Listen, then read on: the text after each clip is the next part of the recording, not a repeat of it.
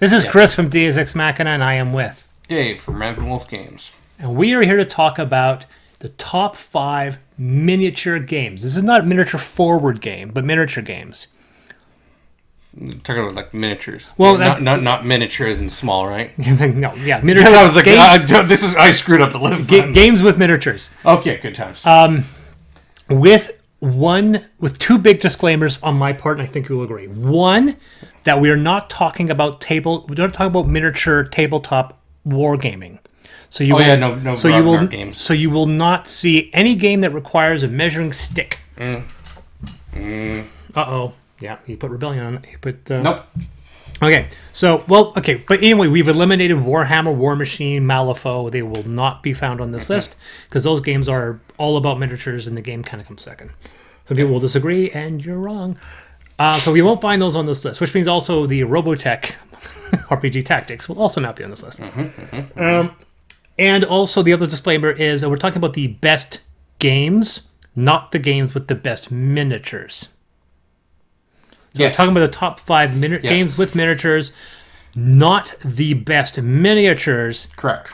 Just the best games. Most enjoyable with miniatures, and on top of that, with a lot of miniatures. I don't want like a game where a good chunk of the cost is miniatures. Yeah, absolutely. I think that's the disclaimer. When a good chunk of what you're paying for is miniatures, that's what qualifies you. Yeah.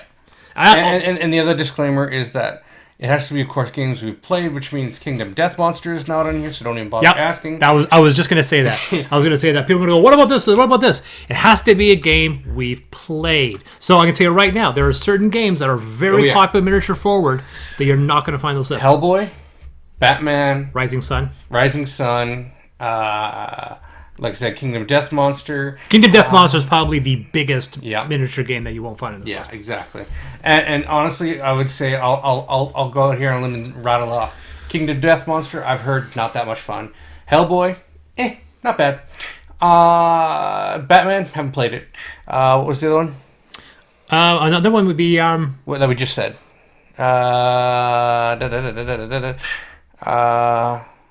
Rising Sun. Rising Sun, haven't played it. Can't say anything about it other than hype. But anyways, and then the other one was, I thought there was 5. Well, the other one that I was thinking of when it comes to miniature forward would be we always have them, but obviously from a time period, Awakened Realms. Obviously, all the games they do are heavy on miniatures. So some people have Edge, Lords of Hellas, Edge and Lords of Hellas, which are games that we also haven't played. I came close. I almost got Lords of Hellas because they were offering it cheap. For $50. Someone was selling for $50. Yeah, you can get it cheap now. But But like I said, there's something of a part of me that's like I'm holding off because right now they're not batting really solid when it comes to gameplay for me. Yeah. So I'm kind of waiting for their next one that I've backed. When it shows up, I'm going to play it. If I don't like their mechanics, I'm going to write them off and say I don't care how good your games are. And I mean the other, again, as we said, like you can have a game that's got really good miniatures, but it needs to have some solid gameplay behind it. And that also being said, though, will predict half the titles on his list. I don't know where they're going to stand. I had another caveat, though. Okay. If you can get miniatures for the game, but the game core box comes with standees, I did not include it because it was not a miniatures game, i.e. folklore. You get standees. You don't get the miniatures unless you get them on top of the game. In which case, to me, that is not a miniatures game. The miniatures are an afterthought. People will argue that. I'm sure if they actually watch our video, they'll say, "No, they wanted to do it." No, if your miniatures didn't come in the core box, it's not counted. Yep. So with that, 1, 2, oh, he cuts paper. Right. But the thing is, this wasn't paper. This was a smack of the face. It was a smack of the face. Coming in at number 5. Number 5 is Fantasy Flight's entire franchise. No, just kidding. You criticized me when I pulled that stunt with art, so don't pull that on me. No. It is Mansions of Madness 2nd Edition. Would you believe the fact that was on my short list? It didn't make the cut. It didn't make the cut? It almost did. Actually, the funny thing is, there's a reason for it, which we'll get into later, but I almost put that on the list, and I was just like, wait a second. I was like, they've made 3 games that are in this format. Yes. We have Mansions of Madness. You Yep. have we have Rebellion. What's it? Imperial Assault. Yep. And you've got, you can say Descent 2.0, Yep. and then Journeys to Middle Earth. I'm thinking, Correct.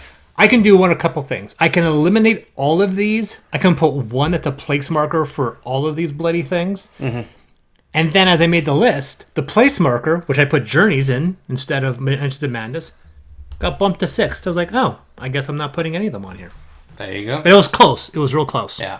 So this one I enjoy. It blends app integration. Well, you need app. It is app forward. Yeah, 2nd edition map mandatory, like Journeys, Yeah. and later Imperial Assaults. Yeah. I can't And, well, Notch, you can do it both ways with it. What? Imperial Assault, you can do either or. No, you can't. I know, but Yeah. like I said, Mansions of Madness 2nd edition, mandatory app. Oh, Journeys yeah. to Middle Earth, mandatory app. Imperial Assault got the app later. Yeah, correct. Yeah, and the reason I enjoy with the app forced is because I have played Mansions of Madness 1st edition, and being the game master for 1st edition is kind of fucking boring. It's basically, people say, well, that's just what all game masters do for all role playing games. I'm like, no, they really don't. It's like it needed the app because taking the mundane task of setting up the board out of the player's hands, beautiful. It allowed you to hide things. It allowed not someone to just mess it up because the GM was just like, whoops, I got that combination wrong. You actually did unlock that lock. It again. So, yeah, that's my number 5, Mansions of Madness 2nd edition. The miniatures are awesome. Not only that, but they can actually, if you feel crazy enough, If you feel them. they can double for the miniatures for Arkham Horror. Yeah. So, My number 5 is the game he hates. yep.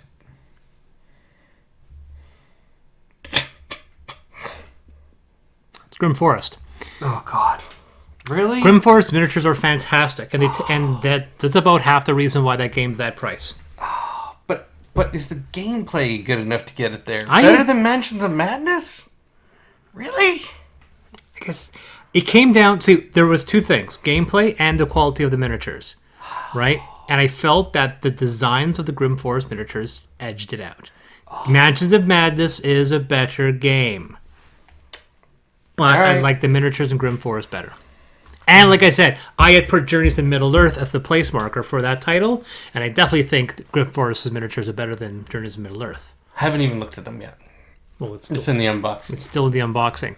So Grimm Forest, Grimm Forest is light on mechanics. It's still a fun game. You're building actual buildings out of these plastic pieces, so little miniature houses of straw, brick, or wood, which I think is really cool. You got your little pigs, and you have all these little miniatures that represent certain characters. I thought it was pretty good. That's number 5, Grimm Forest.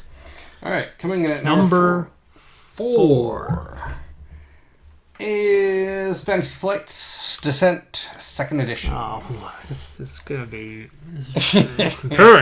number 1 is Imperial Assault, and I know Journey's not on there, but Let's see here. Nope. this is no more Fantasy Flights. Because I have no Fantasy Flights at all. Nope. So coming in at number 4 is Descent 2nd edition. Again, it has got so many miniatures for this game, but it basically is as far as I'm concerned, it is basically the bar for dungeon crawlers. Now, having said that, there is a lot of problems with this game. Most commonly, line of sight. People bitch about that nonstop. I agree. There is issues One of these with days, I'm going to sit down and look at Tannhauser rules and find out why Sam Healy says Tannhauser has the best line of sight rules of any game. Gonna have to figure that out. Because he keeps on saying that it has like the line of sight rules in Tannhauser are the single best line of sight rules he has ever seen in a game, and nobody replicates it, and he doesn't understand why. I'm gonna sit down and go, I'm gonna find out, because Tannhauser's also got a cool setting. Like it's got that kind of Hellboy, kind of Alternate Wolfenstein, neo-Nazi. So it's got a neat setting. But he keeps on praising the line of sight rules in that game. Like literally, he was like, he'll bring that up. Tannhauser, great game, best line of sight rules. Like he creates that separate caveat. It's a great game, and it has the best line of sight rules of any game. I'm like, all right, sure, fine. Sorry. But he digresses. Yeah, so for me, Descent Second Edition, there's just so much you can do with that game. And then the introduction of the app makes it so you can take away the person who is playing the Overlord and just play the game. Is the Descent 2.0 app built by the same engine for the other ones? Yes. Interesting. Yeah. And yeah, it's just got a lot of good content for the game. There's not really a point where you're going to be like, this got boring. No, there's so much replayability. Especially when you have all the expansions. Yeah, I don't. Believe it or not, I really don't. I have all the expansions for Imperial Assault and Mansions of Madness, but there's just way too much stuff for Descent Second Edition for me to spend. You still have a lot of Descent, though. I do, but that's the part that blows me away. I have a lot and still not all of it. Correct. So that's my number 4, Descent 2.0. My 4 is Heroes of Land, Air, and Sea. Oh, well, there you go. And yeah, I like it because of the originality. You have 80 miniatures. This is not a combat. And actually, is it the only? No, it's not. It's not a combat game, right? It's a 4X game. And a lot of times they don't put a lot of effort in 4X games. I mean, a lot when I see, a 4X game, everyone's armies all look the same. I'm part of the Andromedans, and my ships look the same as the Proximans, and they look the same as the humans because all of our ships look identical. Unless, of course, you're talking about. I'm not talking about hyperspace. That's not even. You can't even put that on the list. This hasn't been released yet. I only bring it up because I see the emails every day. It's just like, it's another deep dive into a race that I don't have yet, so I don't care. I'm more concerned the fact that he started up another Kickstarter and he still has yet to deliver on Planet Apocalypse. I'm not that worried. Time of this recording, early October. Planet Apocalypse started in February of 2018 with a delivery promise of August of 2018. It is now October 2019 and I still don't have a game. Yep. I went and talked to him, so yes, I say promise dates are a lie. Anyway, welcome to Kickstarter. Heroes of Land, Air, and Sea, and I'm talking specifically to the Osborne complete package that you boast that we played with. Yeah. Because every army has a completely... I mean, they all play the same. Their tableaus have some different elements, but the rules are the same. It's not like Root where there's a completely different game. Yeah, they're not asymmetrical races. Well, they're asymmetrical, but they don't have completely different mechanical rules. Correct, it's not like it's like Spirit Island or anything like that. So or any of the letter games like Vast Crystal Caverns or Vast Mysterious Manor. Yeah, exactly, which you have over there. But here's Land, Air, and Sea. If you were playing by the elves or you're playing by the dwarves, you're playing what are the Hawkins, the Hawkmen, whatever they're called. They look very different. Their miniatures all look different. Their vehicles look different. They're serfs. Everyone has serfs, but they all look different. Everyone has 3 heroes, and the 3 heroes are all different. I have to give them credit for designing different armies for each side, and I think that's really, really good. And it's a big box. I mean, the core set doesn't have a lot of options, but when you add in all the additional sets, you have a lot of variety. Oh, yeah. So that is my number 4 pick. Hollis. Yeah, pretty much. Yeah, I hate trying to figure out how to... Yeah. Coming in at number 3. Trois. That's not trois. That's trois. But when you have a motorcycle accident, you can't really do that. Anyways. Is Midara. Now... Big surprise. This game is phenomenal. The miniature... I'm actually surprised. Wait, this is number 3. Yep. And I know it's number 1. Yep. What's number 2? Right? So... no, I think I know. Yeah, so this game has got huge customizability for your building your characters. You can end up building a character which is not a specific class. So you can have a warrior, mage, summoner. Like, you can do anything with this game. It's quite interesting that way. It also comes with, I believe, I can fly. 2 different ways to play. Well, there's more than 2, but you can play it in the adventure mode, which basically, clear your schedule for that night. Or you can play it in scenario mode, which, clear your schedule for the night. One is a progressive campaign. One is like little snippets of it, but they actually did go through and make it so that the scenarios were not pieces of the campaign, which I kind of like. It's not like, oh, we're going to play mission 3 from the campaign. No. But when you whip out the narrative for this game, and you could bludgeon someone to death with it, because the setup for... Have you played it yet? Yes, I did. Yeah. Oh my god, you've actually played this game? No, I pulled it out and read the manual, though. At least. You've added it on 4 top 5 lists. And but that's because yes, I know. But no, I actually worked through the manual and stuff, so I know how it plays. Anyways, the game, you end up having this part I'm almost hoping the game sucks. Yeah, it's not going to. And then you're going to be sad. But anyways. I am already sad, but... You go to set up a mission, and the fluff for the mission is, sometimes 2 to 3 pages long of text that you read out. Narrative text. And then on top of that, there are decision points in the game, and that will then change the universe and how you're playing. So, yeah. That is my number... And the miniatures are cool. Oh, the miniatures are awesome. So that is my number 3, Midara. Another side note on that one is if you end up getting everything for it, you have over 180 hours of gameplay, which, oh my god, that's a lot of time. They should just give you money. Yep. If these were gone. My number 3 is nothing like that at all. No. My number 3 is Gia. Dread Draw. The Dread doesn't have miniatures, and it's complete ass. The guy who designed Dread Draw is a douche canoe. Anyway. Gia has 25. It has 25 miniatures, which is not much, but they are all painted. Yes. And they're all unique spaceships. You get there's 5 players in the game, so I think there's 7 ships to start from. Yeah, something like that. And then that's the starting ship, and they're all different. They all have different abilities, different maps, and a different little painted miniature. And then there's a second row, and there's 7 of those. And then there's a class 3, and there's 7 of those. Mm-hmm. There's the 3 additional NPC ones, and there's also a kind of a side one ship as well. So now you're hitting into the 31, 32 ships. Mm-hmm. They're all painted. You get the expansions, and you have more. Well, actually, oddly enough, Embers of a Dying Star doesn't actually have any more miniatures. Well, other than the kiln. Yeah, but right. I think you end up getting at least another 3 miniatures in one of the other ones. And there is also, there is community created content, which allows you to use spaceships from other games within Zaya. And it's just like, yes. But we're talking about the miniatures that are in Gia themselves, which is awesome. I love the fact that they're painted. I love the little designs. I will just constantly spin around going, this is my ship, this is my own ship, and I give it a name because it is mine.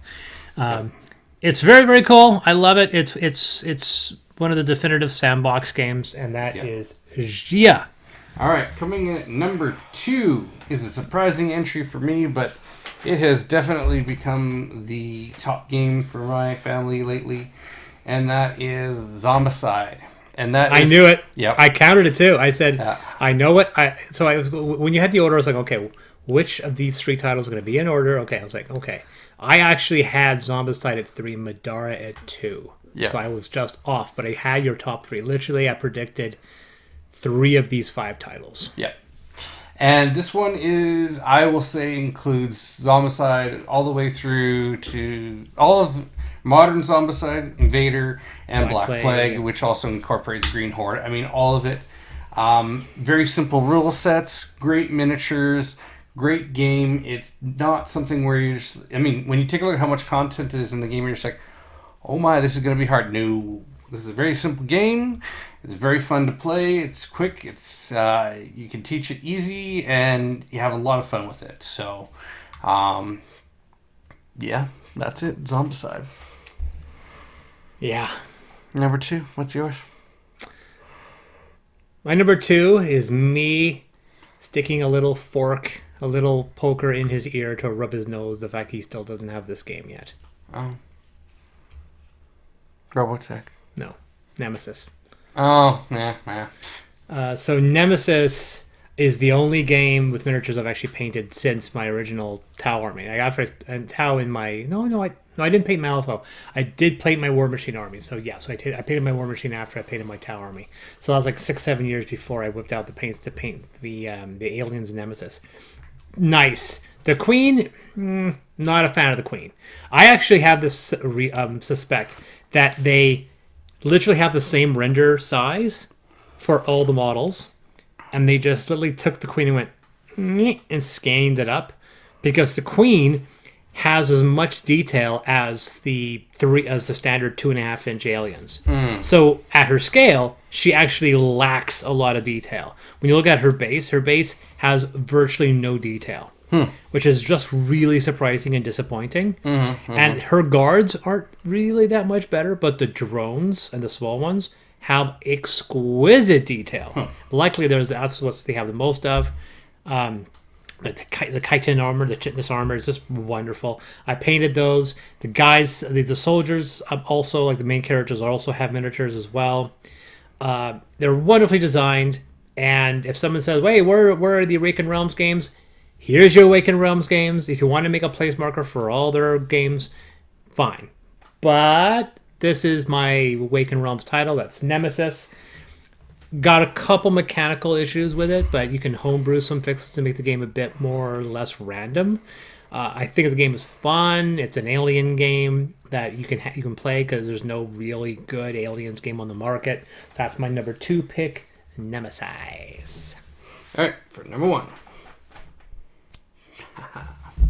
All right, coming in at number 1 should be no surprise to this guy. It is Shadows of Brimstone. And if there was any guess, there's a lot of it in this room.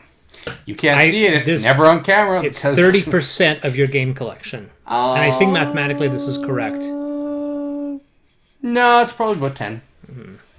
Yeah, it's a fair size, though. There's a wall behind this camera. And 40% of that wall. Yeah, I'll give you that. Yeah, I'll give it that. Yeah. That's crazy. It's the supernatural of board games. Yeah.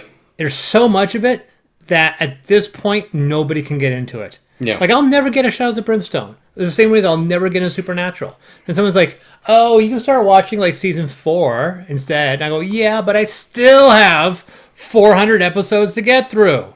And I have to spend 400 hours. But no, I'm not going to spend that much time watching this bloody show." And the same thing for Shadows of Brimstone. They're like, "If there's 4 bucks, I don't know." So, like, there needs to be like an extensive, like, hour-long video. It's almost like there's a 3.5-hour video that explains the entire history of Destiny, all the way up to the new expansion. Wow. They need to do that for Shadows of Brimstone to explain everything that's happened, so you can hop in on one of the later games and not feel you missed out stuff. Because bloody hell, this game is big.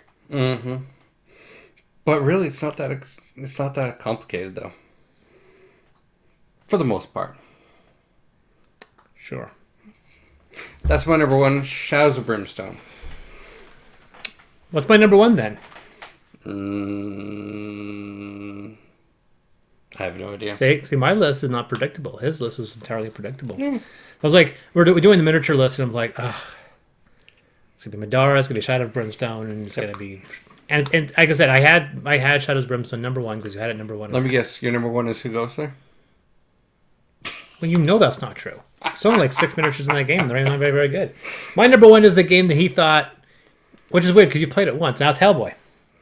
Oh, yeah. Mm-hmm. Yeah, Hellboy is... I mean, I actually have only the Tier 1 pledge, which is the Kickstarter core box, which is about that thick and about that much are miniatures. And they gave you an opportunity to buy the 2nd and 3rd waves because they're shipping those out now. And I decided not to just because I still have like 4 missions left. And I know also that the expansions are just a lot more miniatures. And I don't want to have a wall like this. Mm-hmm. And I'm like, if they're just more episodes, sure. But they're not. Like, here's episodes and here's 20 more miniatures. I'm like, not interested. It's the game that there's a part of me that almost wishes they did the Gloomhaven route and said, okay, all your characters are all miniatures, and then all the opponents will all be standees. Because I have 8 copies of each of the small peons, and there's like 12 different those, so like all these rows. And then you have this one little tray that have these gargantuan bosses, like it's huge. Like it's not like not the scale of some of those you have on your shelf. But yeah, there's a lot. I love the fact that if you whoever character you play, there's a miniature for your character. Then there's a miniature for a miniature bust that you put on the initiative order. That's a miniature. It doesn't have to be a miniature, but it's a miniature. So you have a miniature and then another miniature that's just for the initiative tracker. That's a unique, different shape miniature, and it's a cool little bust. So they got no arms, so it's just a bust sitting on your miniature table, which is like completely unique and cool. And then the little tokens for clues are also miniatures as well. Yeah. Like everything's a miniature in that game. I just remember the other one that would not be included in this list. What's that? Joan of Arc. That's nuts. I saw the image. $889. Yeah, I was like, people said that there's not going to be a bubble with this economy. We're running the risk of creating a bubble if people create projects like that. You know, getting completely off topic, I was talking about this with someone the other night, and remember why we got into board games? Because it was cheaper than video games and having, and computer games, because you could buy a $30 board game and that was cool and everybody could play. At $889 just for fucking 1,100 minis.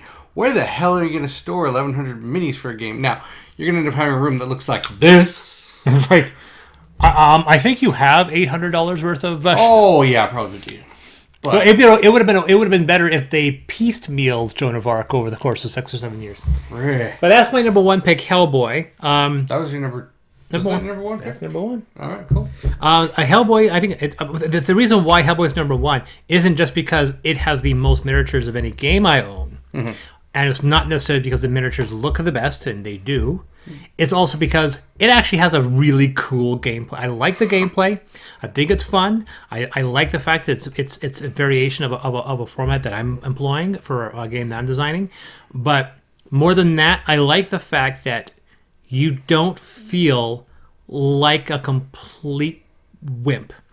So many games are like I was complaining, and I gave this a higher review, and I got more critical. My issue with Journeys in Middle-earth is the fact that it copy-pastes a lot of its mechanics from Mansions of Madness, including the idea of 2 health trackers, one for your regular health and then one for your psychological health, which in that game is fear. And I thought that's a copy-paste mechanic, obviously. And there's a part of me that was just like, I don't recall Gimli, Legolas, and Aragorn being afraid of anything.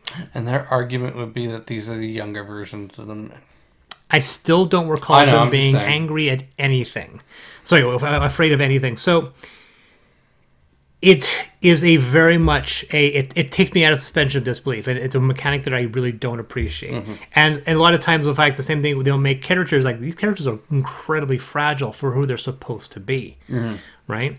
And then you have this Hellboy game where I'm like, oh my god, I'm a machine of destruction, and the whole point of the game is to move through the enemy fast enough so you can get the clues, so you can ambush the main boss before he gets enough strength and becomes really difficult. So it's not the fact that, oh my god, are we going to survive these waves of monsters? No, you will. It's can you get through them fast enough? Because if you play it safe, you will annihilate everybody, but then you have to deal with a much more tougher boss fight, which you can still sometimes win. That's how crazy that game is. Yeah, see, for me, Shadows of Brimstone, there is points where you encounter some of the bosses and you pull up this massive boss that's like the size of this microphone, and your little mini's this big, and you're just like, so, party wipe? Party wipe. Because you're just like, I've got revolvers, and he's got the power of the underworld. I've been playing Borderlands 3. I can take out anything that moves now. So that is, okay, so my number 5 is Grimm Forest, number 4 Heroes of Lander and Sea, number 3 Gia, number 2 Nemesis, and my number 1 miniature board game is Hellboy. So my number 5 is Mansions of Madness 2nd Edition, number 4 Descent 2nd Edition, Noah's Trent, number 3 is Madara 2nd, no, just kidding, 2 is Zombicide, and number 1 Shadows of Brimstone is Belial, the god of the underworld from Shadows of Brimstone. That's a surprisingly light model. So yeah. Man, didn't even put him to do any face detail. That's cheap. I'm kidding. Wow, that's yeah. Once again, oddly enough, very light. Mm-hmm. Compared to like the big worm in Hellboy, which is about this big. It's like solid resin. So it's like. But anyway, I've been Dave, and this has been Asmodee. What's his name? Belial. And this has been Chris. And remember, the rules are just a suggestion. Play the game how you want to play it. As long as they have lots of miniatures. That's right.